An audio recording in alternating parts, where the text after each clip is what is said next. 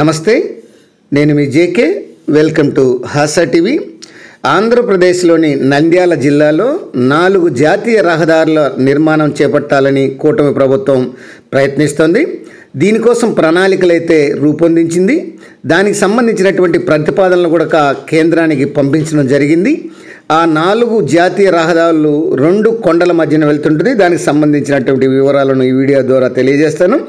Video చివరి దాకా చూసి ఒక లైక్ ఇచ్చి మీ అభిప్రాయాన్ని కామెంట్ రూపంలో తెలియజేయండి ఫ్రెండ్స్.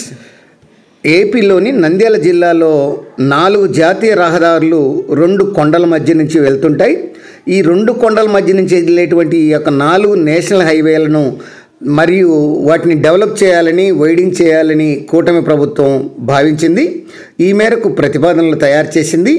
ఈ ప్రతిపాదనలను కేంద్రానికి కూడా పంపించడం అయితే జరిగింది.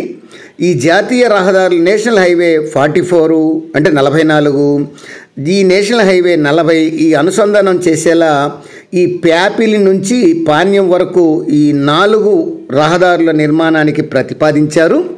ఇవన్నీ పూర్తయితే నల్లమల, ఎర్రమల కొండలను కలిపేలా ప్రయాణం సాగుతుంది.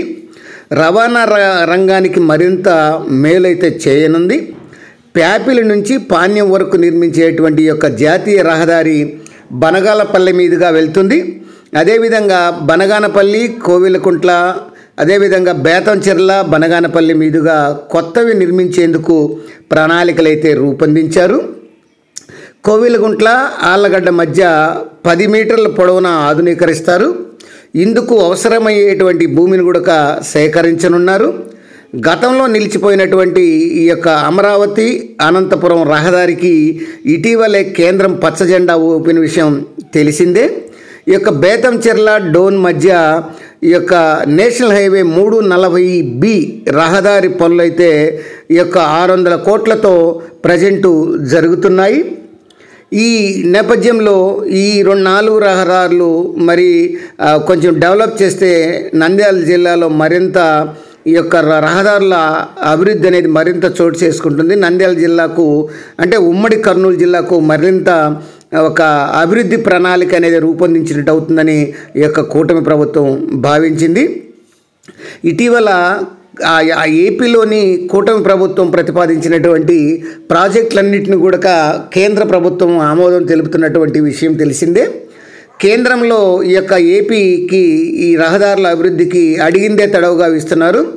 ఈ నేపథ్యంలోనే ఈ యొక్క రాయలసీమ ప్రాంతాల్లో ఉన్నటువంటి నంద్యాల జిల్లాలో ఈ 4 జాతీయ రహదారులు నిర్మాణం చేపట్టాలని ప్రభుత్వం గట్టిగా పట్టుబట్టింది. అందుకోసం ప్రతిపాదనలు పంపింది.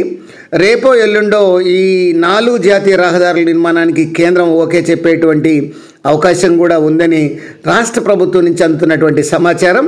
అదే జరిగితే నంద్యాల జిల్లాలో ఈ యొక్క 4 జాతీయ రహదారులతో పాటు మరిన్ని జాతీయ రహదారులు అభివృద్ధి చెంది అభివృద్ధిలో మరింత దూసుకుపోయే అవకాశం ఉందని పలువురైతే వ్యాఖ్యానిస్తున్నారు.